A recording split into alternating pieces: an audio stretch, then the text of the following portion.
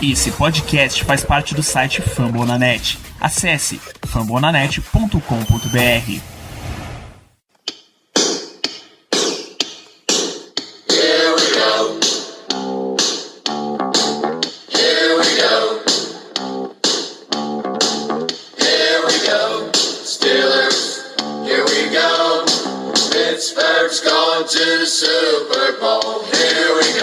Muito bem, pessoal, estamos começando mais uma edição do Black Yellow Brasil Podcast, episódio 193 desse seu programa sobre o Pittsburgh Steelers para todo o Brasil, direto de fambonanet.com.br, do Spotify, Amazon Music, Deezer, iTunes, Google Podcasts ou, meu Deus, do seu passaporte carimbado para os playoffs. Eu sou Danilo Batista, seu host e condutor deste programa de hoje, onde, num clima muito ameno, um clima de classificação, falaremos de semana 17, aquela semana que a gente tinha tanta saudade de jogar sem nenhuma pretensão, com absoluta paz e calma do Senhor. Voltamos a ter essa oportunidade com esses Steelers 22, Cleveland Browns 24, uma derrota que interfere em absolutamente nada nas nossas vidas, do jeito que elas deveriam ser. Pra gente comentar sobre esse jogo aqui, eu tenho a presença deste homem coordenando ataques, Germano Coutinho. Muito boa noite, Germano. Boa noite, Danilo. Bom dia, boa tarde, boa noite para todos os ouvintes. Olha, realmente a gente teve uma chance de ver um jogo sem maiores preocupações.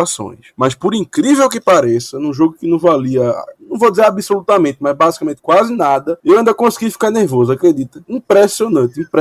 A gente, principalmente no quarto, quando a gente chegou, começou a notar pontos, começou a parecer que a gente poderia até mesmo ganhar o jogo, eu comecei a ficar um pouco nervoso. Teve uma hora que eu até parei assim e fiquei pensando, bicho, por que eu tô nervoso com um jogo desse? Não é possível.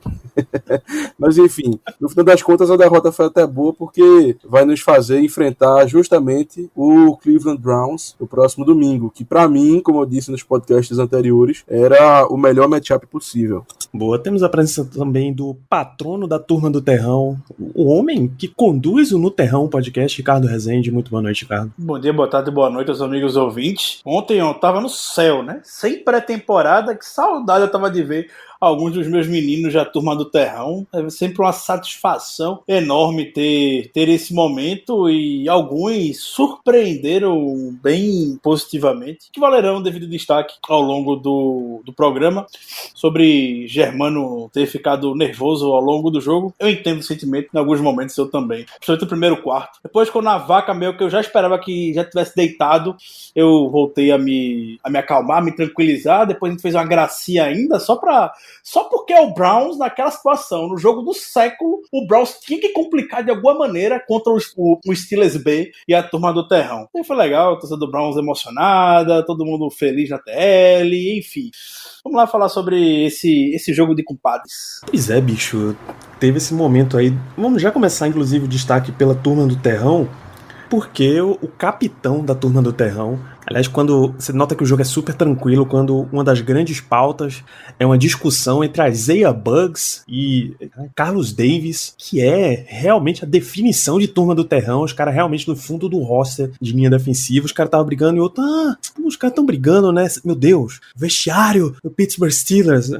A gente não vai nem entrar nisso, a gente vai entrar no cara que liderou essa segunda unidade aí de Pittsburgh, Mason Rudolph, que se esperava absolutamente nada dele em campo, mas ele entregou alguma coisa, 22 para 39 passes, 315 jardas, 2 touchdowns e uma interceptação. Não é o príncipe herdeiro que a gente esperava que ele fosse ser antes de 2019, mas para um reserva que vai entrar num jogo 17, manter o jogo ali tranquilo, tá de boa, né? Quanto à performance do Mason Rudolph, eu tenho que citar, eu não tenho como deixar de citar o nosso amigo Paulo Ayrton, que durante o jogo de ontem soltou a seguinte frase: o patetão tem noção negativa de pocket. E é verdade, é impressionante. Aquele sec que ele levou do Olivier Vernon, ele prova exatamente isso. O Vernon escorregou, caiu no chão, deu uma respirada, levantou e derrubou o Rudolph. E durante todo esse tempo, o Rudolph não percebeu que o cara estava livre ao lado dele. É impressionante mesmo. Mas, no final das contas, é como você falou, Danilo, foi uma performance performance boa do Rudolph. Temos que lembrar que o Browns é um time de playoff, um time que terminou com mais de 10 vitórias. Então, e ainda mais num jogo de suma importância, onde eles tinham que ganhar para entrar nos playoffs e tudo mais. Ou seja, não houve nenhum tipo de corpo mole do outro lado. O Rudolph foi bem, teve os erros dele, teve a interceptação, mas no final das contas, creio eu que todos nós ficamos surpresos com a boa atuação dele. Eu até destaquei após o jogo no Twitter, eu até pensei ao longo do jogo, naturalmente, os ânimos de todo mundo ficam muito mais quentes, enfim, não dá para você fazer uma análise muito racional com o jogo rolando, você vê muito pelo calor do momento. E após a partida eu até comentei no Twitter que, pensando que iria receber algumas críticas e tudo mais, alguns debates, algumas ideias contrárias, de que eu também gostei, dentro de toda a sua limitação, dentro de toda a sua ruindade, o patetão do Mason Rudolph, como o nosso grande amigo Paulo Ayrton o chamou. Teve um jogo bom, talvez o melhor, não que isso também seja uma grande coisa, um grande feito, mas talvez o melhor jogo dele com a camisa do Steelers. Teve muita chance na temporada passada com a lesão de Big Ben. De fato, o presence de pocket dele, você não tem como descrever melhor do que negativa. Não tem, é zero a presence de pocket de Mason Rudolph. A leitura do jogo dele é muito fraca, ele prende no primeiro alvo, fica naquele alvo o tempo todo, entrega completamente para onde vai lançar a bola, e em alguns momentos o recebedor consegue fazer, outros não. Teve um lance que eu fiquei desesperado, gritando, que o Dion Kane, não vi o lance pela câmera do All-22 ainda, mas o Dion Kane me pareceu que saiu pelo lado esquerdo muito bem, teve um release muito, muito bom, que ele já saiu com a vantagem do cornerback. E o Rudolph em nenhum momento olhou para o lado esquerdo, era só preso no lado direito. O passe foi eventualmente incompleto, a jogada que não deu nada, mas que ele poderia ter muito bem arriscado para o Dion King, que saiu muito bem na jogada. E isso é o teto do Mason Rudolph. E até quando eu comentei no Twitter ontem sobre ele, a gente não espera que o Mason Rudolph vá ser, como o Danilo falou, talvez a expectativa do time, quando fizesse a seleção, fosse de fato ser o primeiro quarterback na era Ben Roethlisberger que pudesse fazer uma gracinha para cima do nosso titular, de pensar em futuro. Não vai ser ele. O teto dele é de ser backup.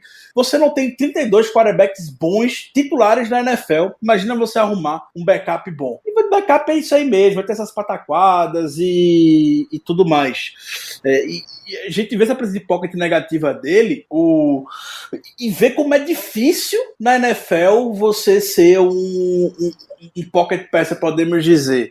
Como é complicado. Na semana passada, após o jogo contra o Colts, o Vince Williams, ele comentou no Twitter que você jogar contra Philip Rivers e Tom Brady desgasta mentalmente você muito, mas muito.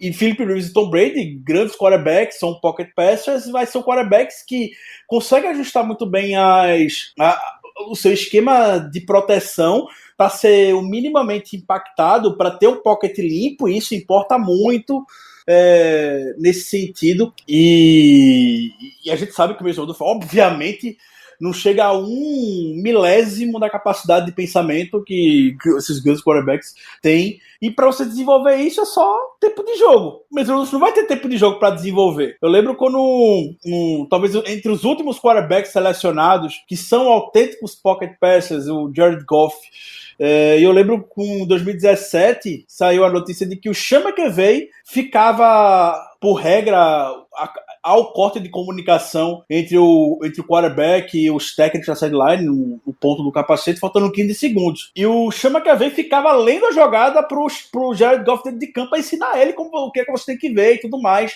E aí muita jogada do Rams saía com 15 segundos no relógio, 14 segundos. As pessoas se perguntavam na época, por que tão rápido? Por que com tanto tempo no relógio? Por conta disso, que o Sean McVay estava lendo o campo pro Jared Goff poder fazer os ajustes e tudo mais e ter tempo.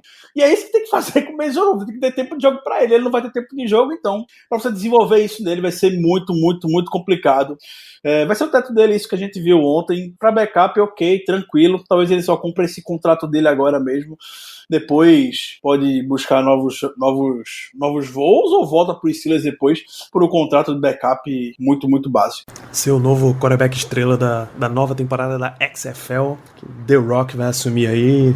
quem sabe, o que é que vai acontecer com o Mason Rudolph. Vocês têm menções a... Porque o Steelers não usou só o Rudolph como quarterback. Em algumas jogadas, especificamente 5 tentativas de passe, mais 2 tentativas de corrida. Joshua Dobbs foi o quarterback em campo. Rodou um read option, de certa forma até eficiente, embora para a parte de passe não tenha saído nada de jardas. Foram 4 passes completos para 2 jardas, mas 20 jardas corridas em 2 tentativas. Mostra que você confundiu um pouquinho ali a cabeça da defesa do Browns. Como é que vocês viram esse reliever quarterback, o uso de Joshua Dobbs? Vocês acham que deveria continuar sendo usado? Já disse que vai continuar, né? Eu tava comentando antes da gente iniciar a gravação que quando a gente fez aquele option com o Joshua Dobbs, no qual ele teve uma corrida boa, eu basicamente chorei de felicidade, porque era uma coisa que eu queria ver há muito tempo.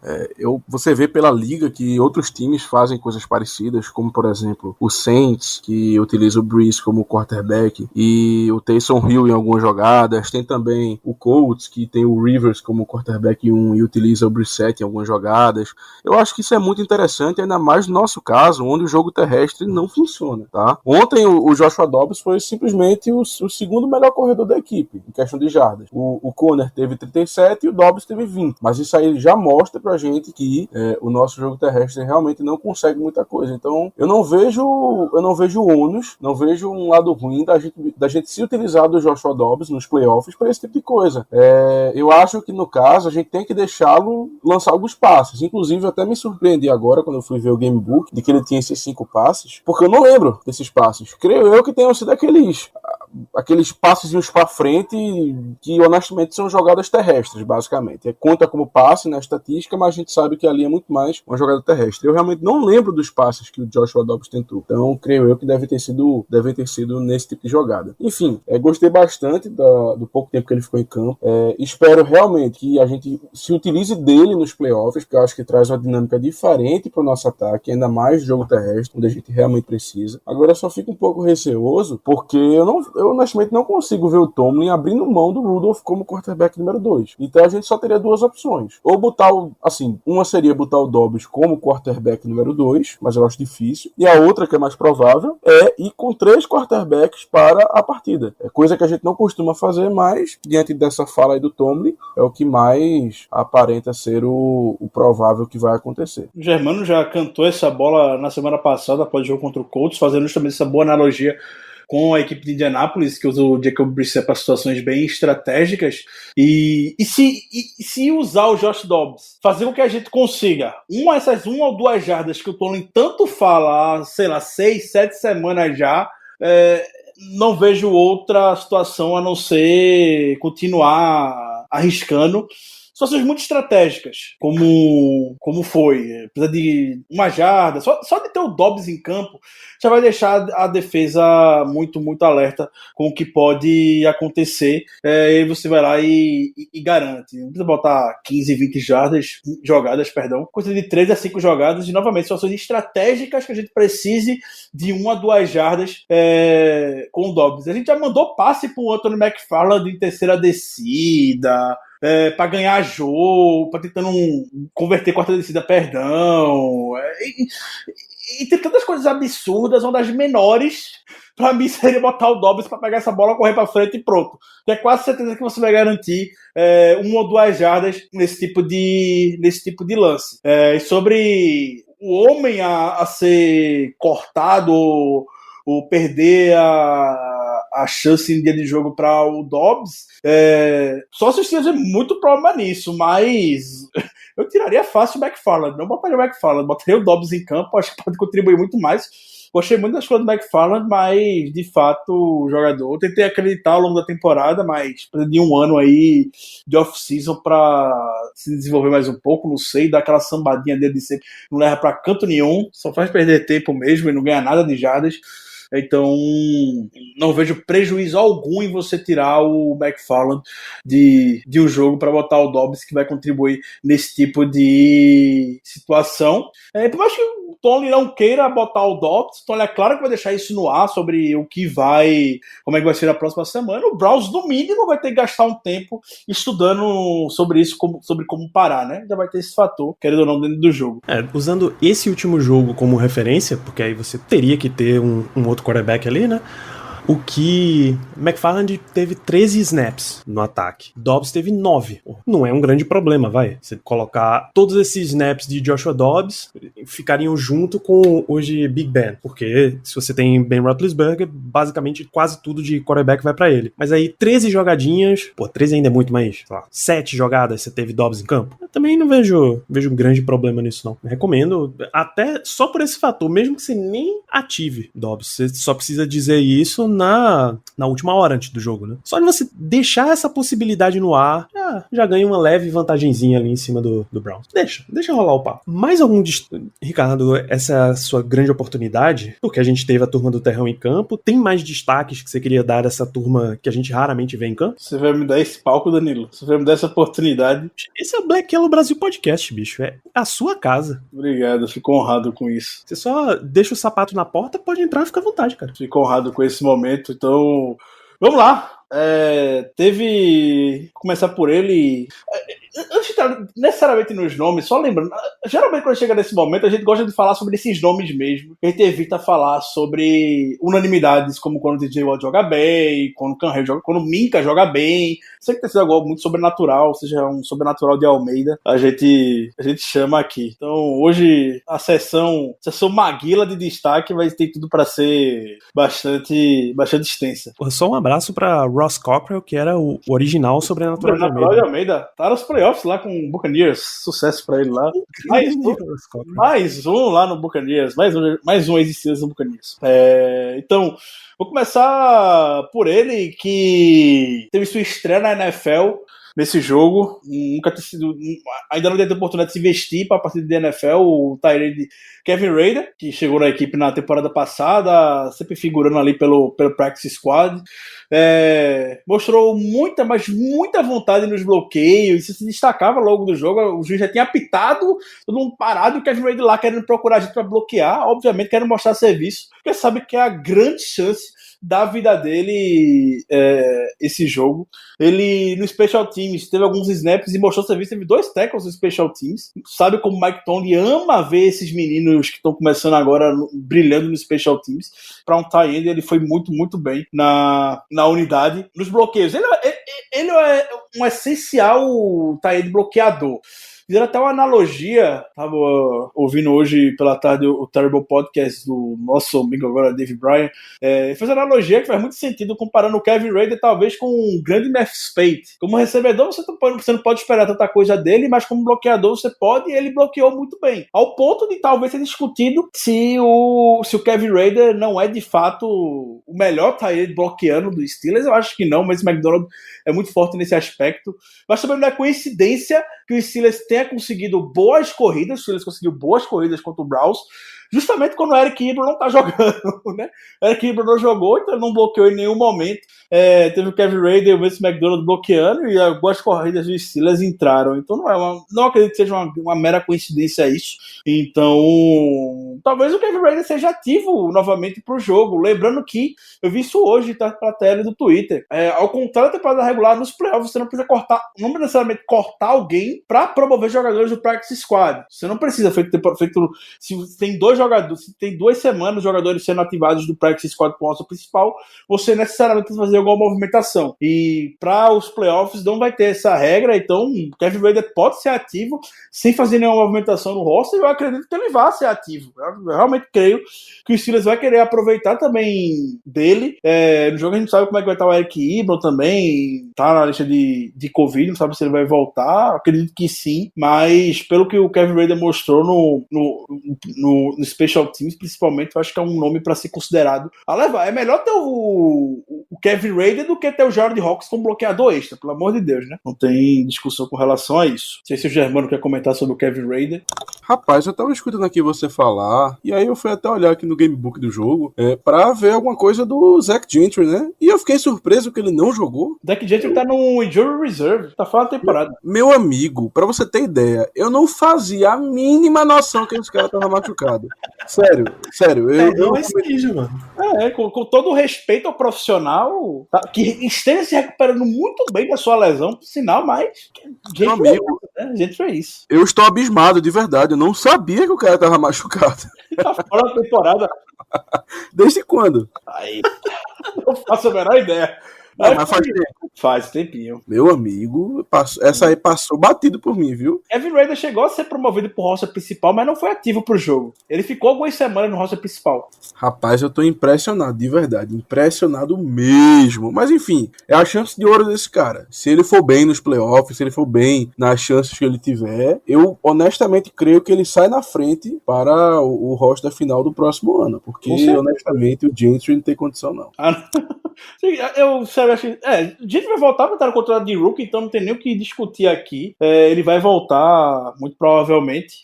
Mas o Kevin Raider, a primeira impressão que ele deixou já foi muito, muito positiva. Em um jogo que tava valendo alguma coisa. Então, sim, sai muito na frente. Outro menino que garantiu, já estava falando de gente que garantiu vaga para a próxima temporada. O outro menino que garantiu foi o Chris Wormley. Veio com a troca do Baltimore Ravens no início pouco antes do início da temporada, uma rara troca entre divisões, adversários de divisão, entre Steelers e Ravens. Já se imaginava que o Ravens estava jogando uma bomba para cá, né? Você não vai querer mandar um jogador necessariamente bem polido pro seu grande adversário de divisão. E o Chris Wormley ontem jogou muito bem, muito, muito, muito bem. Para os fãs do Pro Football Focus, ele foi se eu não me engano, ele teve a melhor nota dos Steelers ontem, e pela primeira vez em muito tempo eu vi, de fato, um jogador muito bem ranqueado, a boa nota do Pro Football Focus se reproduzindo em campo. O Wormley destruiu o Joel Bitonio ali, destruiu. Eu não esperava nada do Chris Wormley, né, nesse jogo, e obliterou o Bitonio ali pelo meio. Muito por isso, talvez possa ser o fato de que o Kevin Stefanski tenha largado em algum momento do jogo de correr com o Nick Chubb. O Nick Chubb tava tendo uma média, sei lá, 8 jardas, 9 jardas por tentativa, mas teve uma hora que parou porque tava vendo como não teria tempo, basicamente, eu imagino, né? Não teria tempo porque o Chris Wormley tava doutrinando em cima do Bitonio ali, a boa OL do Cleveland Browns, que, olha, me surpreendeu muito o fato de Steelers ter conseguido, foi quanto? 7, 5, 4? Sacks. Um de Highsmith, um de Aaron Elliott, um Stephen Tuitt, um de Chris Wormley. São 4. 4 sacks. Antes do jogo começar, eu tava seriamente em dúvida se a série lá, a streak de 1 milhão de jogos com pelo menos um sack iria se manter, porque a OL do Browns é muito boa, muito, muito boa. E a gente conseguiu 4 e botou pressão em cima do Baker Mayfield o jogo todo. Deu isso. Mais 4 QB hits, mais uns 6 tackle for loss também. Isso é gigantesco, porque a gente tava sem Ken Hamilton e TJ Watt ainda. E a gente conseguiu ainda botar pressão, e eu preciso ver esse dado, até pesquisando, mas não achei. Eu tinha a impressão que a gente mandou pouca blitz nesse jogo, comparado com outras semanas. A sensação que eu tenho, não tenho número para provar agora, a gente mandou pouca blitz nesse jogo. Quando você manda pouca blitz e a pressão chega, é diretamente relacionado ao fato de que seus jogadores de meio de linha defensiva estão conseguindo acabar com a cara do quarterback ali pelo meio, e foi isso que aconteceu ontem. O Wormley amassou o Bitonio, e o matchup que o Bitonio tem muita vantagem pra cima, a gente conseguiu. Então esperem boas coisas, provavelmente no próximo jogo, mas deixa para outro momento. Falou de pressão, o Highsmith foi um monstro, né? O Highsmith nesse jogo. Teve uma hora que o Highsmith estava em todo lugar do campo. Foram 9 tackles, 1 sack, tackle for loss. Tava em todo lugar o rookie, que, pra quem gosta de calouros, o duelo dele contra o Jedrick Wills, bom OL, escolha primeira rodada do draft, o bom left tackle que o Browns conseguiu, foi um duelo assim de emocionar. Muito bom. O Heisman tá com aquele spin move fatal, ganhou do Willis assim, botou pressão em cima do Mayfield, forçou o erro e tudo mais. O Heisman tá cada vez se mostrando mais um ativo bastante interessante. Germano, tem mais algum destaque?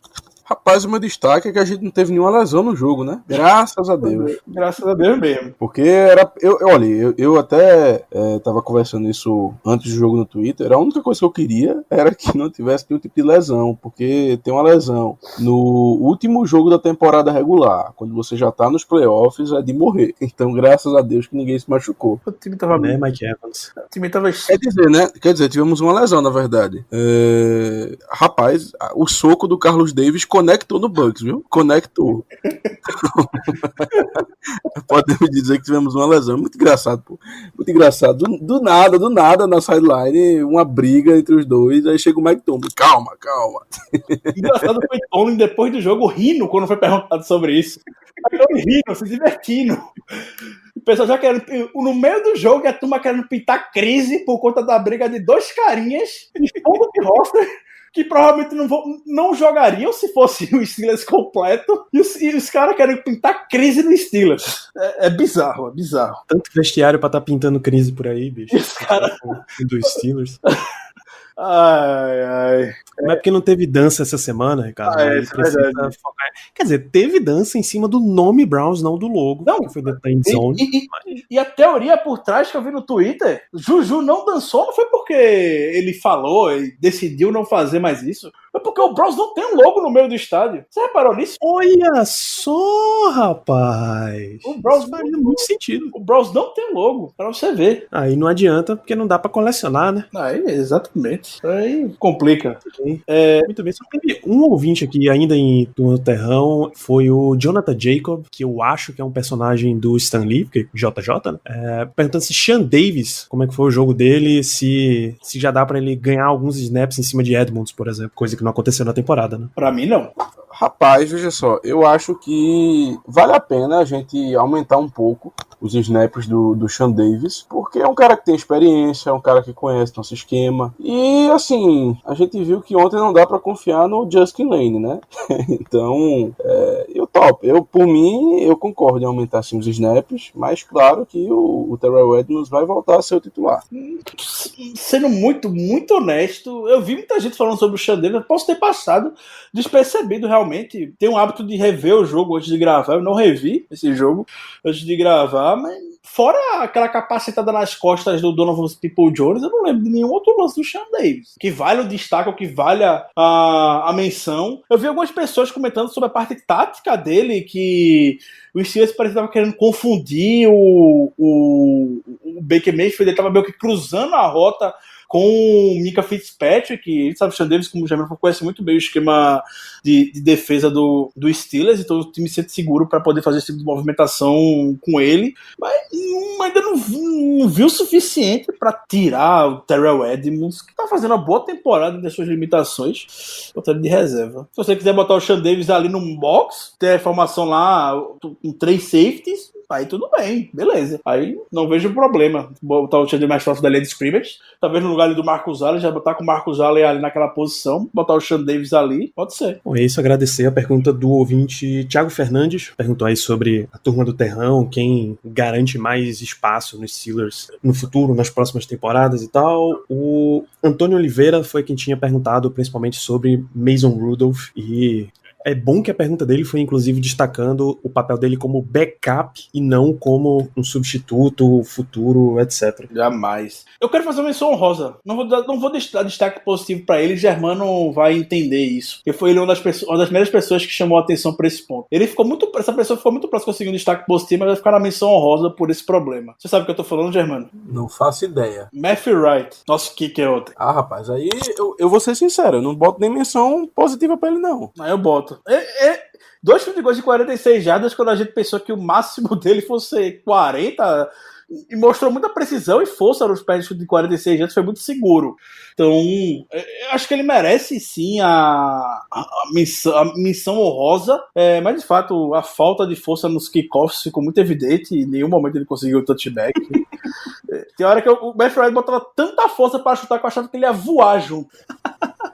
Ele tava se esforçando, mas não dá, não consegue. Porra, não forçou tanto retorno que D'Ernest Johnson, o glorioso D'Ernest Johnson, saiu com 107 jardas de retorno em 4 tentativas. Mas ele merece moral. Eu vou dar moral pra esse menino. Dei moral pro Major Rudolph essa semana, não vou dar moral pro Matthew Wright. É aquela coisa, ele não consegue alcançar a endzone, é impressionante. É uma coisa que me irrita, sabe? É uma coisa que me irrita. Beleza, ele acertou os chute goals dele, ok. Até me surpreendi com isso, mas eu não consigo passar o fato de que ele não consegue acertar a endzone, é não ter força na perna, entendeu? É não ter. Então, enfim, espero que o Boswell possa voltar para o jogo do próximo domingo, porque depender de Matthew Wright, meu amigo, vai ser difícil, vai ser realmente muito difícil. Vamos, inclusive, pegar a deixa aí e falar de retornos. Acho que já chega de semana 17, jogo de terrão, passou já. Esquece isso daí. O Steelers fecha a temporada com 12-4, 4-2 dentro da divisão e as 2 derrotas fora de casa, embora não seja para quem a gente exatamente esperava que fosse. Retornos. O Christian e o Henrique perguntam sobre possibilidade de Joe Hayden, como é que tá o quadro dele, se ele pode voltar ou não. Mais pessoas perguntam sobre Eric Ebron. O que é que a gente tem de cenário aí para esse caso, Ricardo? Não fiquem otimistas com Joe Hayden. Não acho que Joe Hayden vai conseguir voltar a tempo. Foi no sábado, né, que a gente viu a notícia saindo sobre o teste positivo de Covid dele. A ESPN, por mais que os Steelers não divulguem, a NFL não confirme o jogador que testou ou não positivo, apenas dá a designação de que ele foi para a lista de Covid. Mas a ESPN reportou, o Dan Graziano, que o Joe Hayden testou positivo para a Covid-19 e são 10 dias, né, de isolamento seguindo o protocolo. Então, Joe Hayden vai ser um dos jogadores, não dos Steelers, mas da NFL, o Alvin Kamara, o Devin White, por aí também, deve ficar de fora por conta do protocolo de Covid. Não fiquem otimistas que o Joe Hayden vai jogar, é uma pena. O Joe Hayden só tem um jogo de playoffs na carreira, foi aquela desgraça contra o Jacksonville Jaguars alguns anos atrás. Imagino como ele não deve estar fora desse jogo, tendo a chance de eliminar o ex-time dele. O Joe Hayden sempre joga bem contra o Browns, eliminar nos playoffs, uma pena. Então, não fiquem animados com o Joe Hayden. Eric Ebron e Cassius Marsh, se continuarem testando negativo, voltam. Eles foram contatos próximos, então eles voltam para a próxima partida. Salvo engano, Alvin Kamara eu acho que ainda dá pra voltar porque colocaram o jogo do Saints no domingo. Salvo engano. Mas também pouco importa pra gente. Não sabia. É outro time, outra conferência, é outro podcast que precisa se preocupar com isso daí. Entre os linebackers, a gente tava na expectativa de Spillane voltar, né? Ainda sem maiores informações sobre o Spillane. Quando saiu a lesão dele, na época, o Jeremy Fowler da ESPN reportou que provavelmente não foi tão grave quanto se imaginava. A janela para ele voltar se encerrou na semana passada. Não se encerrou, né? Abriu, melhor falando, na semana passada. Então ele já pode ser reintegrado ao roster.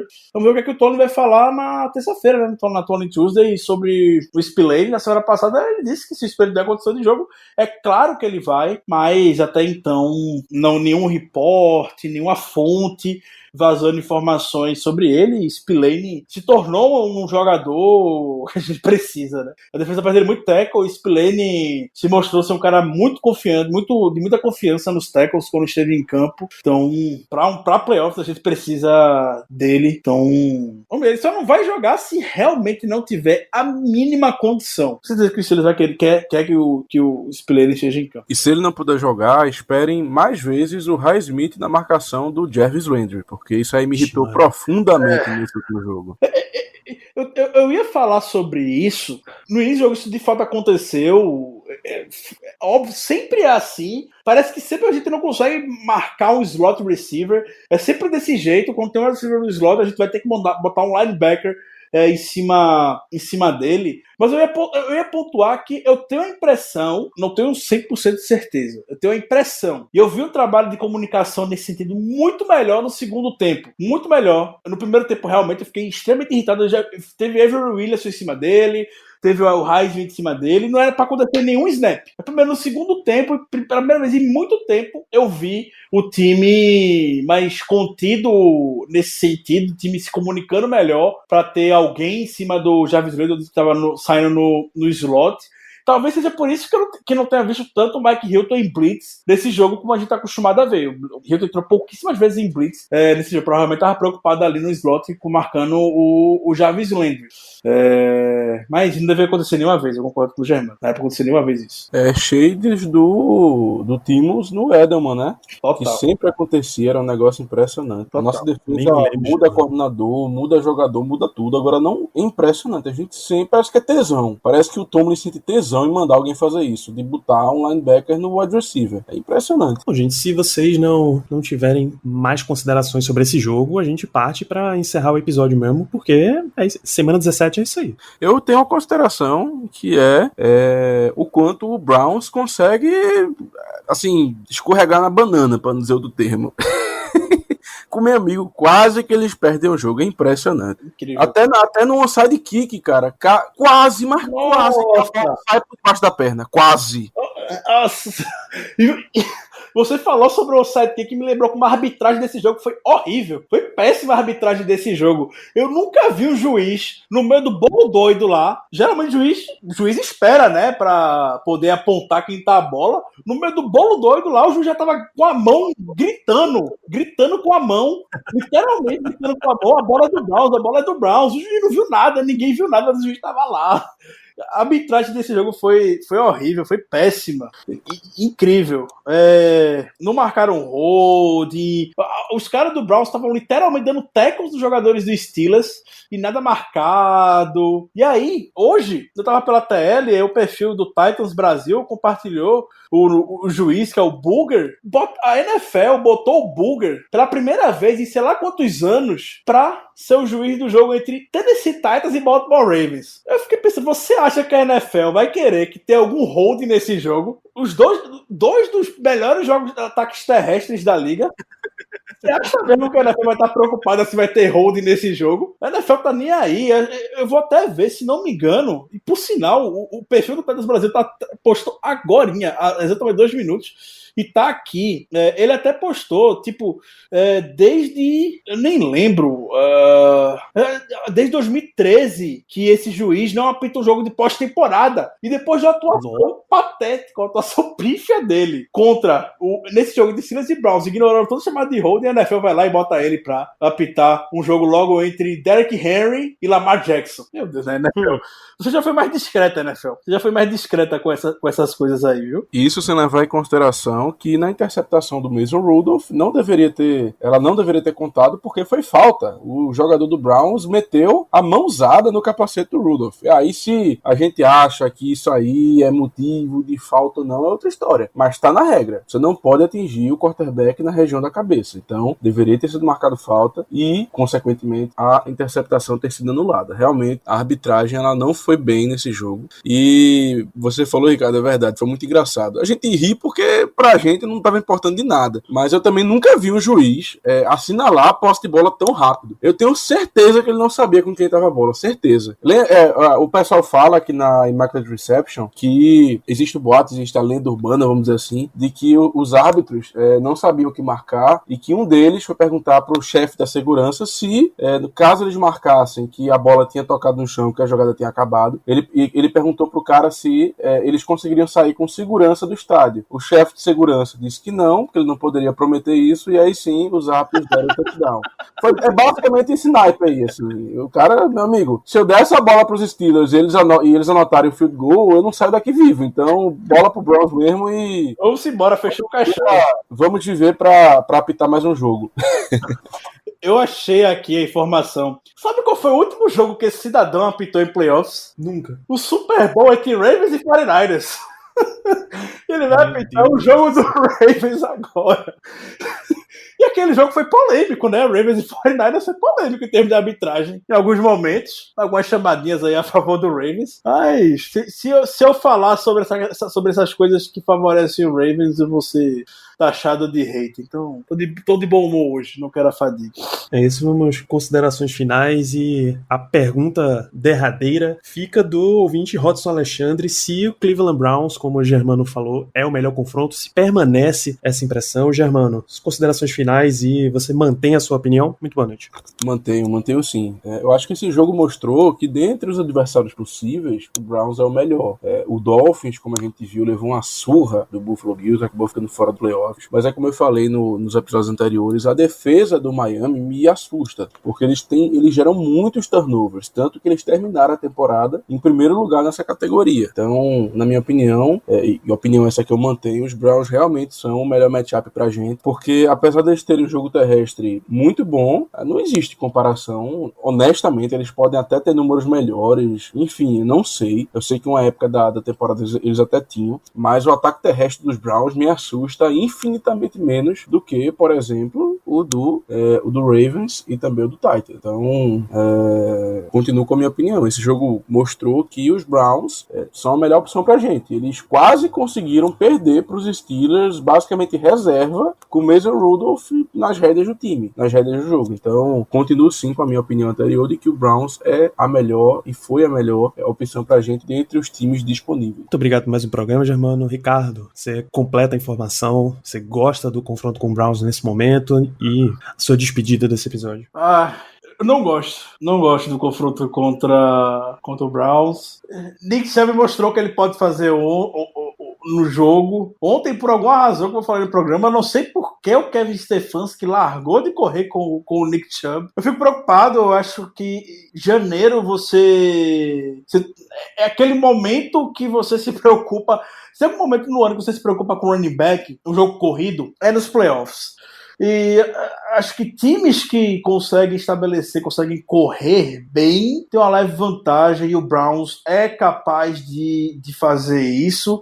Eu sei que a defesa do Dolphins assusta, concordo com o Germano, assusta de fato, mas em um matchup entre Steelers e Dolphins eu consigo ver a gente saindo ainda superior a eles, com uma certa folga, até diria. Acho que o ataque ele conseguiria se virar. Seria um jogo feio, um jogo de 10 pontos não, né? Mas jogo de 20 pontos combinado entre as equipes. Seria um jogo feio, provavelmente. Não seria jogo de prime time, com toda certeza. Seria jogo para NBC, no Sunday Night Football. Seria jogo de meio de tarde, de playoffs, igual foi alguns anos entre Steelers e Dolphins. A gente ganhou deles muito bem. Mas eu tô preocupado com o Browns, mas vamos deixar isso para um outro programa. Um grande abraço para todos, e é bom, né? É bom depois de 2 temporadas estar de volta aos playoffs. Que saudade eu tava. Pô, bicho, é sempre melhor classificar pros playoffs. Você nunca vai me convencer de que ficar fora dos playoffs é melhor. Nunca. Você pode sair da situação de, se você tá fora dos playoffs, você pega o Trevor Lawrence no seu futuro. Eu vou preferir estar nos playoffs. Dá o teu jeito, bicho. Vai nos playoffs, porque só existe uma coisa que você tem que buscar enquanto um time esportivo. É título, tá? Ainda mais numa liga em que financeiro não é preocupação, a coisa que você tem que buscar é título. Como é que você consegue título? Tá nos playoffs. Se não tá nos playoffs, não tem título. Ponto e acabou. O Steelers já foi campeão saindo da Seed 6. Por que eu vou deixar de acreditar nesse momento, né? Então, voltamos aos playoffs. Muito obrigado, depois de 2 temporadas. Muito obrigado a você, amigo ouvinte, que tá aí sintonizado com a gente ainda depois de 40 e tantos minutos da gente falando de um jogo da Turma do Terrão na semana 17. Obrigado. Um feliz ano novo pra você, amigo ouvinte. Declarar pra você que agora que estamos em 2021, acabou o recesso de programas pré-jogo. É jogo de playoff, então a gente precisa ter um espacinho separado ali pra falar sobre isso. Então a gente ainda volta nessa semana pra abordar esses Steelers e Browns pelo Wild Card, que a NFL tanto rodou que o Sunday Night Football, que era pra ser o da semana 17 e não esse Washington-Philadelphia pavoroso que foi, ia ser Pittsburgh-Cleveland. Mas eles rodaram tanto que tá lá no Wild Card. Steelers e Browns agora, um Sunday Night Football valendo mesmo. NBC, aquela transmissão que você tá acostumado. Só não vou garantir que Carrie Underwood vai fazer a abertura, mas tá tudo garantido, tá? Então, nos vemos ainda essa semana pra falar sobre esse jogo do Wild Card. Continua acompanhando a gente nas redes sociais, ou continua as mesmas que você conhece, que eu espero que você conheça, mas como sempre tem alguém novo ouvindo, @BlackYellowBR no Twitter e no Instagram, t.me/BlackYellowBR pro nosso canal de notícias no Telegram. Acompanhe fambonanet.com.br, a casa do Black Yellow na internet. São 51 podcasts de esportes americanos, tá? Então, você que torce pro Steelers e acompanha também a NBA, a MLB, a NHL, tem muito conteúdo por lá, espero que você curta. E nos vemos no próximo episódio do Black Yellow Brasil Podcast. Um grande abraço para todos vocês e até lá.